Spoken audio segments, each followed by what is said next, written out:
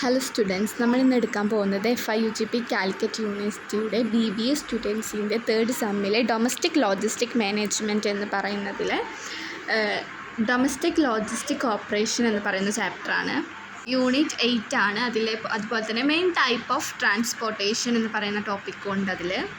അതിലാദ്യം നമ്മൾ നോക്കുന്നത് importance of transportation ആണ്. ആദ്യത്തേതാണ് മൂവ്മെൻറ്റ് ഓഫ് ഗുഡ്സ്.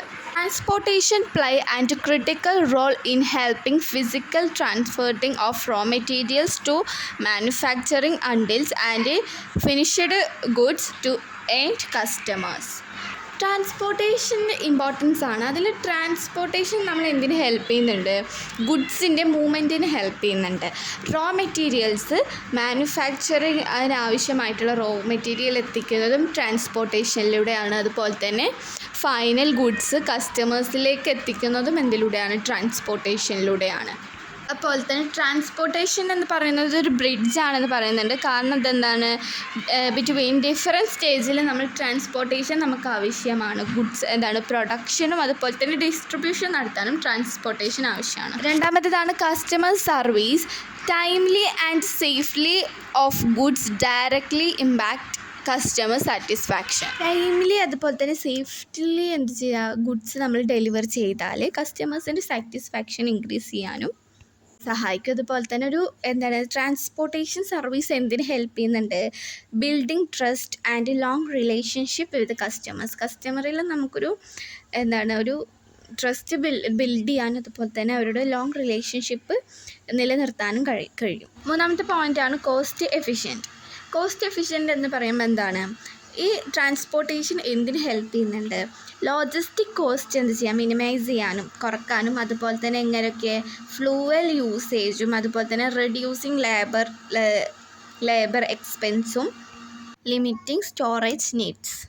ഫ്ലൂവൽ യൂസേജൊക്കെ കുറക്കാനൊക്കെ നമുക്ക് ട്രാൻസ്പോർട്ടേഷൻ നമ്മളെ ഹെൽപ്പ് ചെയ്യും. അതുപോലെ തന്നെ ടൈംലി ഗുഡ്സ് വെയർ ഹൗസിലേക്കും ഇൻവെൻറ്ററിയിലേക്കൊക്കെ എത്തിക്കാനും ട്രാൻസ്പോർട്ടേഷൻ സഹായിക്കുന്നുണ്ട്. അടുത്തതാണ് മാർക്കറ്റ് റീച്ച്. സ്ട്രോങ് ആയിട്ടുള്ള ഒരു ട്രാൻസ്പോർട്ടേഷൻ നെറ്റ്വർക്ക് അലോ ചെയ്യും എന്തിനെ? ബിസിനസ് ഓപ്പറേഷൻസിന്. എന്തൊക്കെ? Beyond local areas to national and international market. ഇപ്പോൾ ലോക്കൽ ഏരിയയിൽ നിന്ന് ഇൻ്റർനാഷണൽ മാർക്കറ്റിലേക്കൊക്കെ സാധനങ്ങൾ എത്തിക്കാനൊക്കെ ട്രാൻസ്പോർട്ടേഷൻ എന്ത് ചെയ്യുന്നുണ്ട്? സഹായിക്കുന്നുണ്ട്. അതിലൂടെ നമുക്ക് ഓപ്പണിംഗ് ന്യൂ കസ്റ്റമേഴ്സിന് പുതിയ കസ്റ്റമേഴ്സിന് ഉണ്ടാക്കാനൊക്കെ നമുക്ക് പറ്റും. ഇതിലൂടെ സെയിൽസ് ഇൻക്രീസ് ചെയ്യും. അതുപോലെ തന്നെ ബ്രാൻഡിൻ്റെ വിസിബിലിറ്റി ഇൻക്രീസ് ചെയ്യാനും ഇത് സഹായിക്കുന്നുണ്ട്. ഇതാണ് സപ്ലൈ ചെയിൻ കണ്ടിന്യൂറ്റി.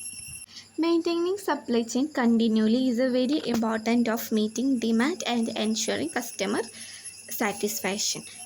സപ്ലൈ ചെയിന് നമ്മുടെ ഡിമാൻഡൊക്കെ മീറ്റ് ചെയ്യാനും അതുപോലെ തന്നെ കസ്റ്റമേഴ്സിൻ്റെ സാറ്റിസ്ഫാക്ഷൻ ഉറപ്പ് വരുത്താനും സഹായിക്കുന്നുണ്ട്. അടുത്തതാണ് time and sensitive delivery. Perishable goods അതുപോലെ തന്നെ മെഡിക്കൽ ആയിട്ടുള്ള സാധനങ്ങളൊക്കെ നമുക്ക് ഫാസ്റ്റ്ലി നമ്മൾ എന്ത് ചെയ്യണം? അത് ഡെലിവർ ചെയ്യണം. കാരണം അതൊക്കെ പെട്ടെന്ന് കേടുവരുന്ന സാധനങ്ങൾ. അപ്പോൾ നമ്മളത് പെട്ടെന്ന് എന്ത് ചെയ്യണം? ഡെലിവർ ചെയ്യണം.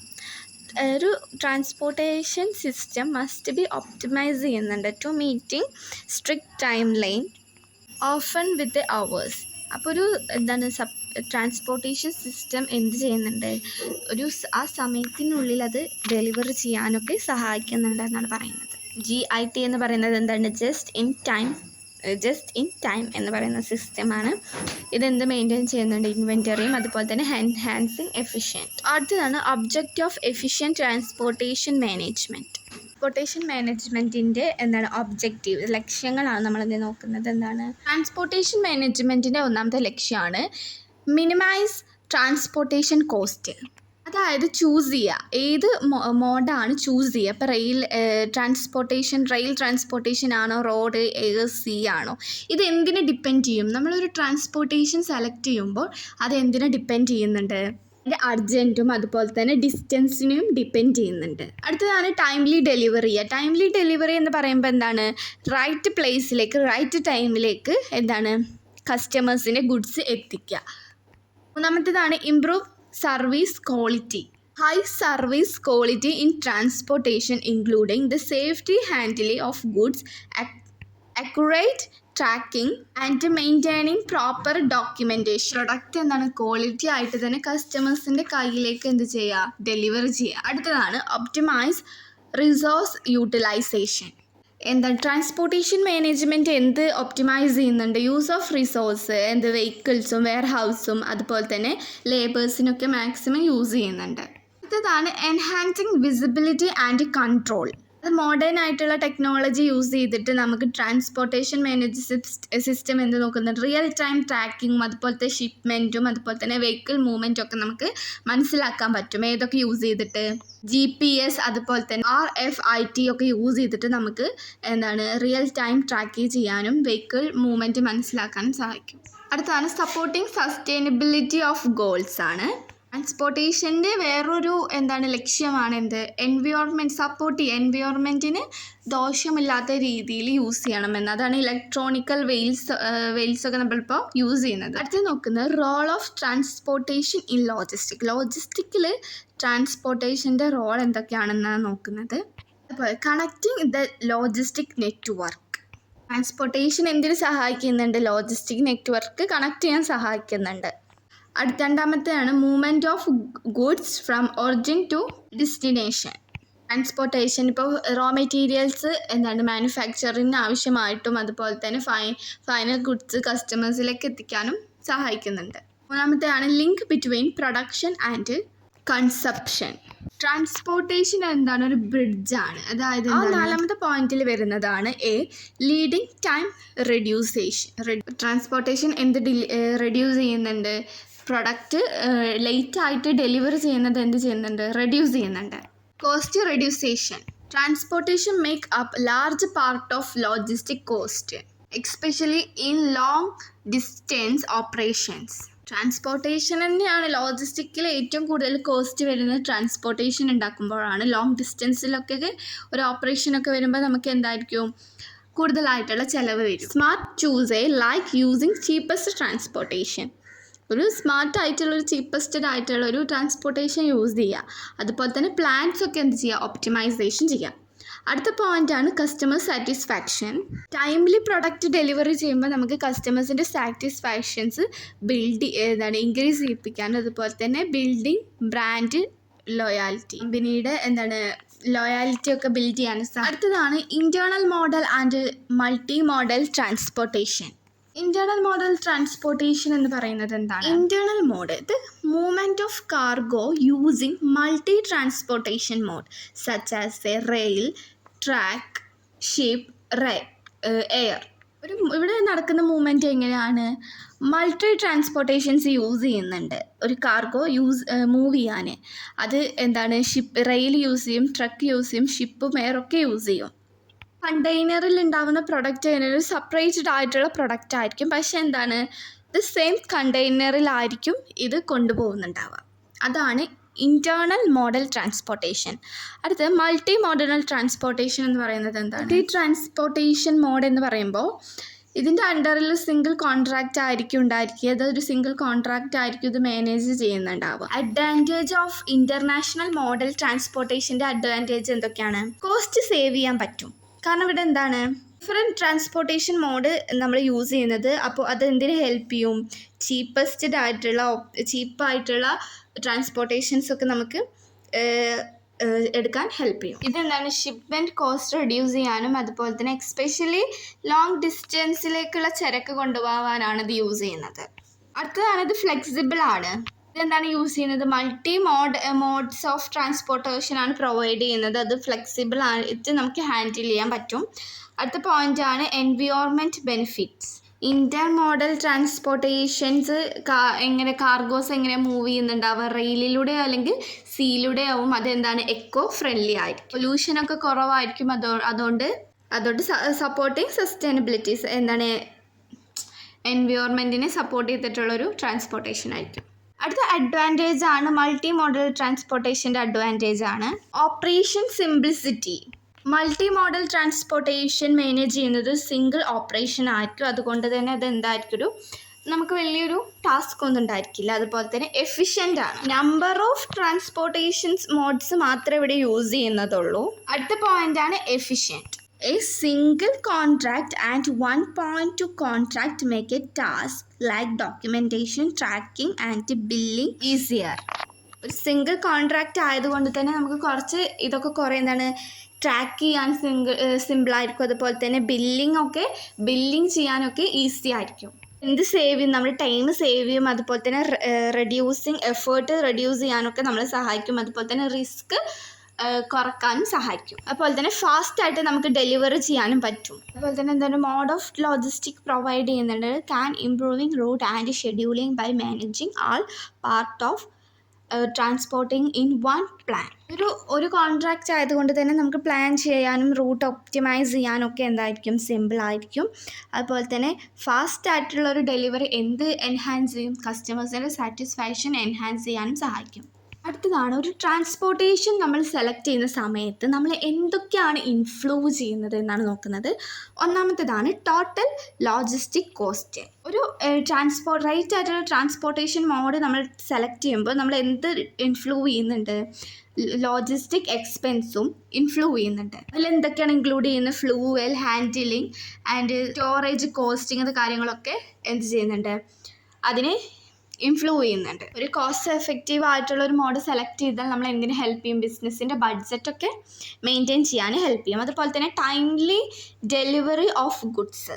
നമ്മൾ സെലക്ട് ചെയ്യുന്ന മോഡ് എങ്ങനെയായിരിക്കണം, പ്രൊഡക്റ്റ് പെട്ടെന്ന് നമുക്ക് ഡെസ്റ്റിനേഷനിലേക്ക് എത്തിക്കാൻ പറ്റുന്ന തരത്തിലുള്ള ഒരു മോഡായിരിക്കണം നമ്മൾ സെലക്ട് ചെയ്യേണ്ടി വരിക.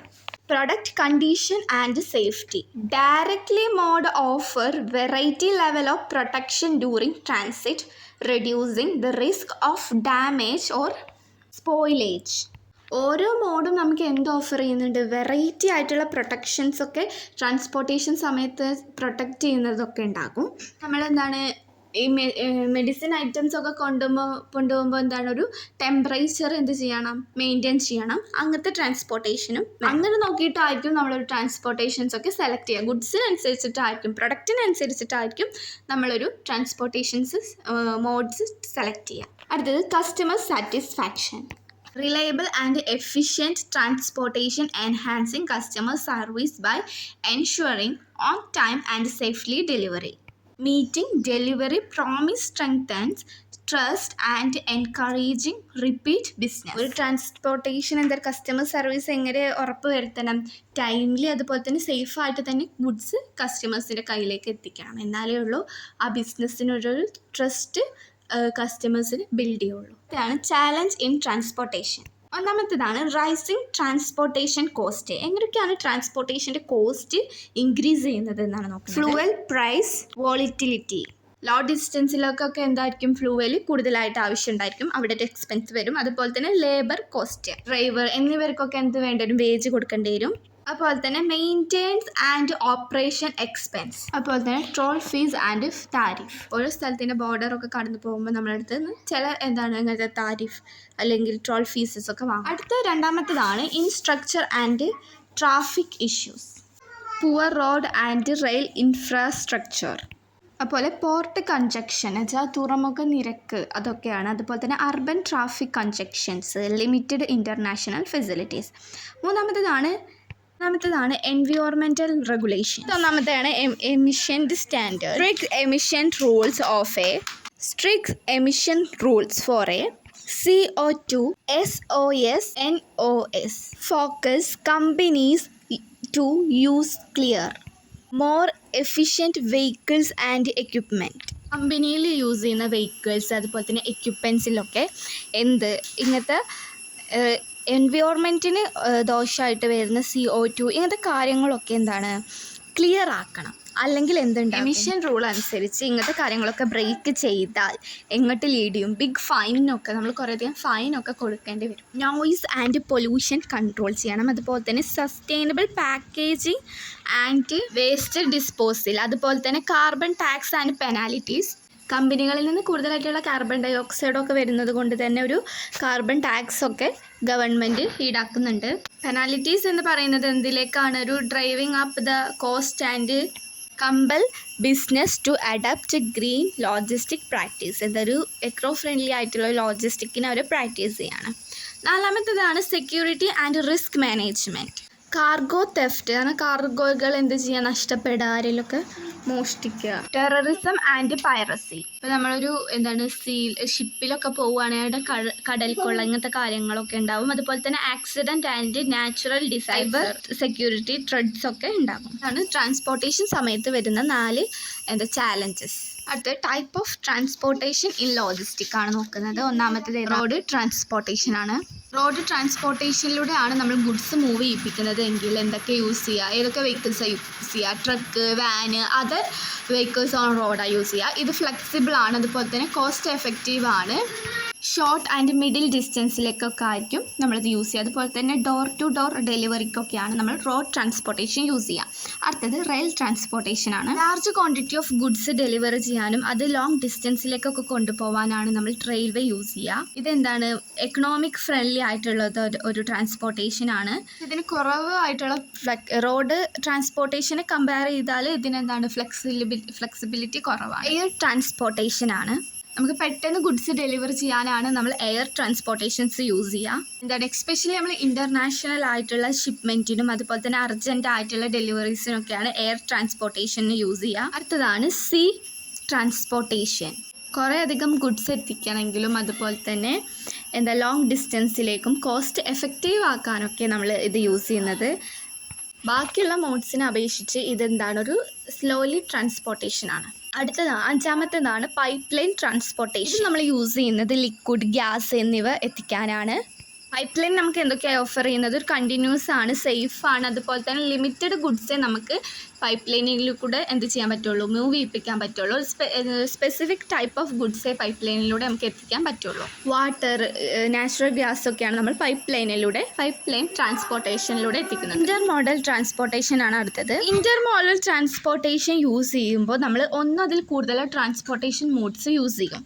അതായത് ട്രക്കും റെയിൽവേയും ഇപ്പോൾ നമ്മൾ യൂസ് ചെയ്യുന്നുണ്ട്. അപ്പോൾ 2 മോഡ് ഓഫ് ട്രാൻസ്പോർട്ടേഷൻ ഇവിടെ നമ്മൾ യൂസ് ചെയ്യുന്നുണ്ട്. ഇത് കൂടുതൽ സ്യൂട്ടബിൾ ആവുന്നത് ലോങ് ഡിസ്റ്റൻസിലേക്കും അതുപോലെ തന്നെ ഹാൻഡിലിംഗ് കോസ്റ്റ് റെഡ്യൂസ് ചെയ്യാനും ഇത് സഹായിക്കുന്നുണ്ട്.